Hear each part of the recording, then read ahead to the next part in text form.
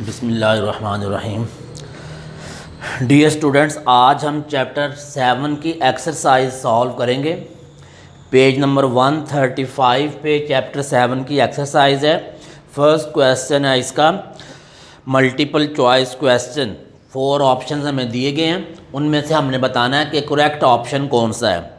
तो फर्स्ट है spontaneous chemical reactions take place in. Spontaneous chemical reactions किस में होते हैं? एक ऑप्शन है इलेक्ट्रोलाइटिक सेल, बी ऑप्शन है गैल्वानिक सेल, सी है नेल्सन सेल और डी ऑप्शन है डाउन्स सेल। तो स्पॉन्टेनियस केमिकल रिएक्शन किस सेल में होता है? तो गैल्वानिक सेल की डेफिनेशन में हमने याद किया था कि ऐसा सेल जिसमें स्पॉन्टेनियस केमिकल रिएक्शन हो और उसके नतीजे में करंट प्रोड्यूस हो। ठीक है, the type of electrochemical cell in which spontaneous chemical reaction take place to produce electric current is called galvanic cell. तो बी ऑप्शन जो है ये हमारा ठीक है। जो फर्स्ट क्वेश्चन है इसका बी ऑप्शन जो है वो ठीक है। Spontaneous chemical reaction galvanic cell में होते हैं। सेकंड है formation of water from hydrogen and oxygen is. पानी का बनना हाइड्रोजन और ऑक्सीजन से वो क्या कहलाता है? Redox reaction, acid base reaction, neutralization reaction और decomposition reaction. Acid base reaction, decomposition reaction और न्यूट्रलाइजेशन रिएक्शन, ये तीनों ऑप्शन जो है वो नहीं हो सकते। न्यूट्रलाइजेशन का आपको मालूम है कि जिसमें एसिड और साल्ट रिएक्ट करें उसको हम कहते हैं न्यूट्रलाइजेशन रिएक्शन। डीकम्पोजिशन में जब कोई कंपाउंड ब्रेक हो उसको हम कहते हैं डीकम्पोजिशन। और एसिड बेस रिएक्शन के अंदर हाइड्रोजन और हाइड्रो ऑक्साइड का रिएक्शन हो तो उसको कहा जाता है। यहाँ पे है formation of water from hydrogen and oxygen. तो जो ए ऑप्शन है रिडॉक्स रिएक्शन वो इसका करेक्ट आंसर है। तो सेकंड का ए ऑप्शन जो है वो ठीक है, रिडॉक्स रिएक्शन। वाटर इस तरीके से बनता है H2 प्लस O2। जब ये दोनों रिएक्ट करते हैं तो क्या बनेगा? वाटर बनेगा। इक्वेशन को बैलेंस करने के लिए ऑक्सीजन के 2 एटम है, इसको 2 करने के लिए यहाँ स्टार्ट पे 2 लगाएंगे। हाइड्रोजन के 4 एटम हो जाएंगे, 2 2 ज़ा 4, तो यहाँ पर भी हम 2 यूज़ करते हैं। तो इसमें हाइड्रोजन जो है वो अपने इलेक्ट्रॉन जो है वो गिव करता है, जबकि ऑक्सीजन इलेक्ट्रॉन गेन करता है। हाइड्रोजन लूज करता है तो इसकी ऑक्सीडेशन होती है, ऑक्सीजन इलेक्ट्रॉन गेन करता है, इसकी रिडक्शन होती है। तो इस रिएक्शन के अंदर ऑक्सीडेशन भी हो रहा है और रिडक्शन भी हो रहा है, और दोनों रिएक्शंस जिस केमिकल रिएक्शंस में हो वो रिएक्शन कहलाता है रिडॉक्स रिएक्शन। इसलिए ए ऑप्शन जो है वो हमारा ठीक है। थर्ड है which one of the following is not an electrolytic cell. इनमें से कौन सा सेल इलेक्ट्रोलाइटिक सेल नहीं है? ए ऑप्शन है down cell, B galvanic cell, C Nelson cell और D both A and C. तो इलेक्ट्रोलाइटिक सेल कौन सा नहीं है इनमें से? इलेक्ट्रोलाइटिक सेल की डेफिनेशन में हमने देखा था, एग्जांपल्स में राइट किया हुआ था। डाउन सेल और नेल्सन सेल जो है ये भी इलेक्ट्रोलाइटिक सेल की ही एक टाइप है। और यहाँ पे हमसे पूछा जा रहा है कि इनमें से कौन सा इलेक्ट्रोलाइटिक सेल नहीं है। तो जो बी ऑप्शन गैल्वानिक सेल, ज़ाहिर है गैल्वानिक सेल जो है वो एक इलेक्ट्रोलाइटिक सेल नहीं है। तो थर्ड का जो बी ऑप्शन है वो ठीक है। बी ऑप्शन जो है वो राइट आंसर है। फोर्थ में कह रहा है the oxidation number of chromium in K2Cr2O7। K2Cr2O7 ये है फार्मूला पोटाशियम डाइक्रोमेट का। तो हमने बताना है कि ऑक्सीडेशन नंबर क्या है क्रोमियम का। ए ऑप्शन है +2, बी ऑप्शन है +6, सी ऑप्शन है +7 और डी ऑप्शन है +14। तो हम इसको कैलकुलेट करके देख लेते हैं। हमने इनको एग्जांपल इनको पहले सॉल्व भी किया हुआ है कि अलजेब्रिक सम जो है सारे एटम्स का वो 0 होना चाहिए। तो K2 के होता है, के का ऑक्सीडेशन नंबर +1, इसके 2 एटम हैं। और क्रोमियम का ऑक्सीडेशन नंबर जो है ये हमने फाइंड करना है, इसके 2 एटम है तो 2 से यहाँ मल्टीप्लाई कर देंगे। ऑक्सीजन का ऑक्सीडेशन नंबर -2 है, इसके 7 एटम है तो 7 से मल्टीप्लाई कर देंगे, तो सम जो है वो 0 होना चाहिए। तो ये हमारे पास आंसर आ जाएगा +2 Cr ± -14 = 0। +2 और -14 को सॉल्व कर रहे हैं तो हमारे पास आंसर आ जाएगा -12 = 0। हमने Cr फाइंड करना है तो ये -12 उस साइड पे जाके +12 हो जाएगा। Cr के साथ जो 2 है ये 2 मल्टीप्लाई हो रहा है, इस साइड पे आके डिवाइड हो जाएगा, तो ये हमारे पास आंसर आ जाएगा +6। तो क्रोमियम का ऑक्सीडेशन नंबर जो है वो +6 है। हम उसको इस तरीके से भी चेक कर सकते हैं कि ऑक्सीजन जो है वो -2 होता है, पोटाशियम +1 होता है, क्रोमियम का आंसर आया है +6। तो अलजेब्रिक सम जो है वो 0 होना चाहिए। पोटाशियम +1, इसके 2 एटम हैं तो हमारे पास आंसर क्या आ गया +2।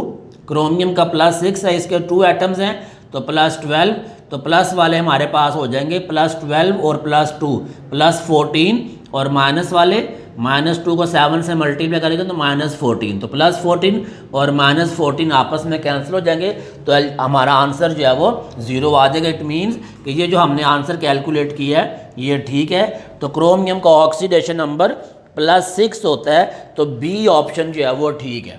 तो फोर्थ का जो है वो बी ऑप्शन जो है वो राइट है। फिफ्थ में कह रहा है which one of the following is not an electrolyte.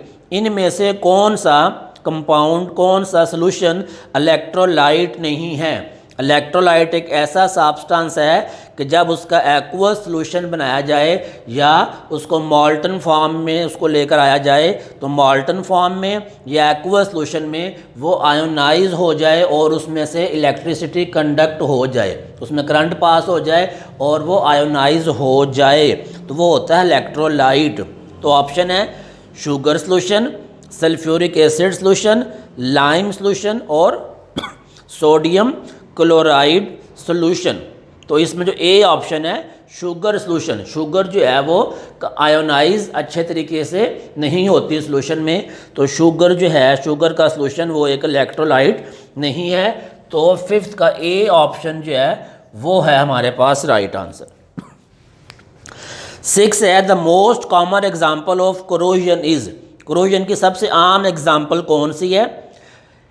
First option है केमिकल डिके, सेकंड है rusting of iron, then rusting of aluminium और देन रस्टिंग ऑफ टिन।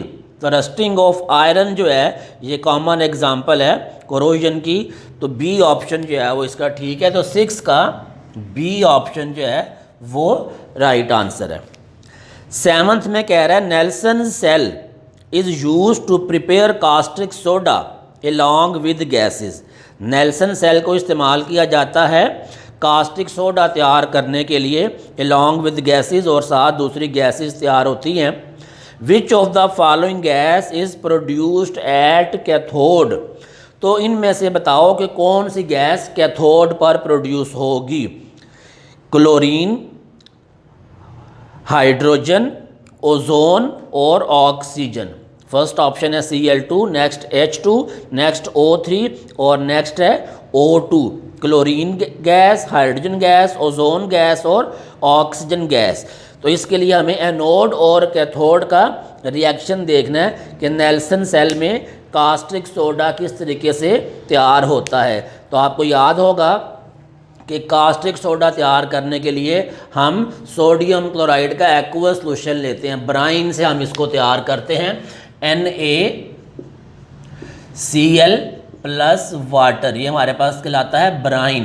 और हमने जब इस टॉपिक को डिस्कस किया था तो हमने कहा था कि इसमें से आयन बनेंगे हमारे पास Na प्लस और Cl माइनस, इसमें से हमारे पास आयन्स बनेंगे H प्लस और OH माइनस।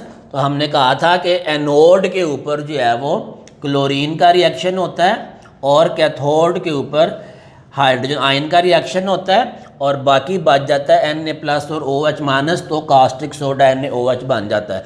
तो एनोड पे क्लोरीन गैस बनती है जबकि कैथोड पर हाइड्रोजन गैस बनती है। तो इसका हमारे पास राइट ऑप्शन जो है वो बी है, हाइड्रोजन गैस। तो 7th का भी बी ऑप्शन जो है, बी आंसर जो है वो राइट है।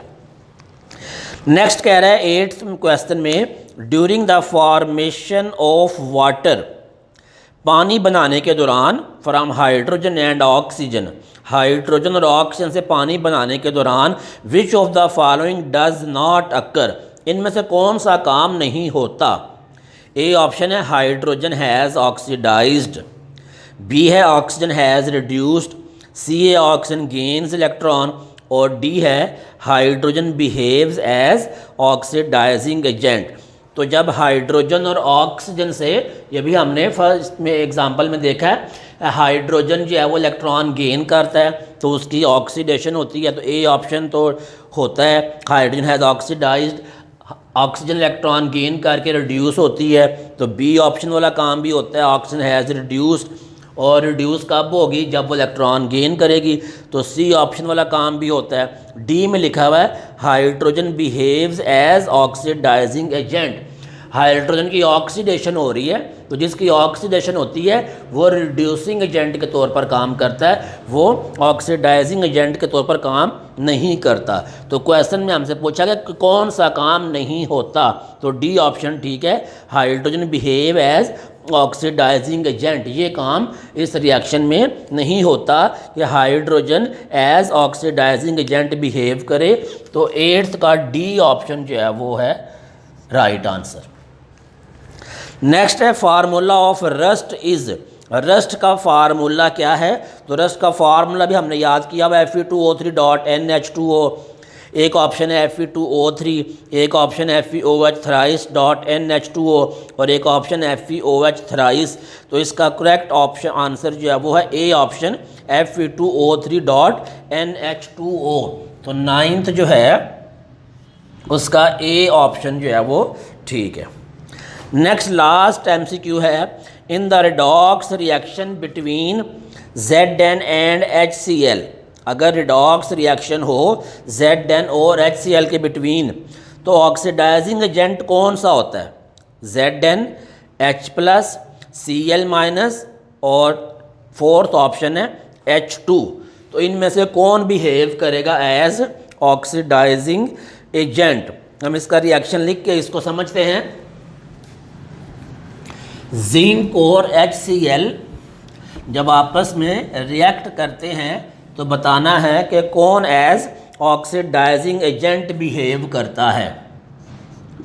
जिंक प्लस HCl जब आपस में रिएक्ट करते हैं तो इसके नतीजे में बनता है ZnCl2 प्लस H2।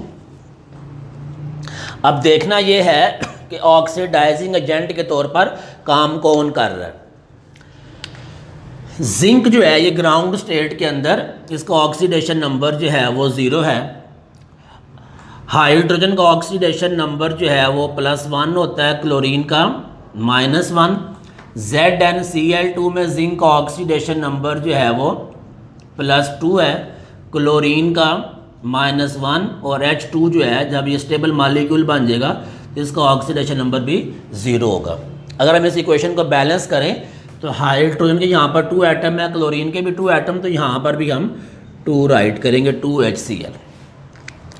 अब इस रिएक्शन के अंदर यहाँ पर जिंक का ऑक्सीडेशन नंबर 0 है और यहाँ पर उसका ऑक्सीडेशन नंबर हो गया +2, यानी कि वो 0 से +2 हो गया। 0 से +2 होने का मतलब है कि जिंक की ऑक्सीडेशन हुई है। जिंक का ऑक्सीडेशन नंबर 0 से +2 हो गया है। इट मीन कि यहाँ पर जिंक ऑक्सीडाइज हुआ है, जिंक की ऑक्सीडेशन हुई है। तो जिसकी ऑक्सीडेशन होती है वो एज रिड्यूसिंग एजेंट बिहेव करता है। तो क्वेश्चन में हम ये है कि बताओ कि ऑक्सीडाइजिंग एजेंट जो है वो कौन सा है।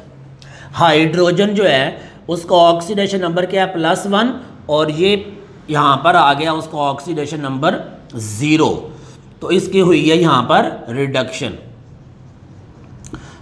जिसका ऑक्सीडेशन नंबर कम हो जाए हम कहते हैं कि उसकी रिडक्शन हुई है। तो जिसकी रिडक्शन होती है वो बिहेव करता है एज रिड्यूसिंग एजेंट। तो यहाँ से हमें मालूम हुआ कि H+ जो है HCl के अंदर जो है वो HCl में ये इस तरीके से होता है। HCl में H के ऊपर पॉजिटिव चार्ज होता है और Cl के ऊपर माइनस चार्ज होता है, क्योंकि हाइड्रोजन का एक इलेक्ट्रॉन और क्लोरीन का एक इलेक्ट्रॉन आपस में शेयरिंग करते हैं। इसमें पार्शियल पॉजिटिव चार्ज आता है और क्लोरीन के ऊपर पार्शियल नेगेटिव चार्ज आता है। तो ये +1 है, हाइड्रोजन के ऊपर +1 चार्ज है, उसके बाद वो 0 हो जाता है, इसलिए H+ जो है ये बिहेव करेगा एज ऑक्सीडाइजिंग एजेंट। तो 10th जो है इसका B ऑप्शन जो है वो राइट आंसर है। तो ये थे हमारे चैप्टर नंबर 7 के MCQs। इनको आपने भी अच्छे तरीके से इनको कंसेप्ट क्लियर करके समझ के आपने इनको भी सॉल्व करने की कोशिश करनी है। Thank you.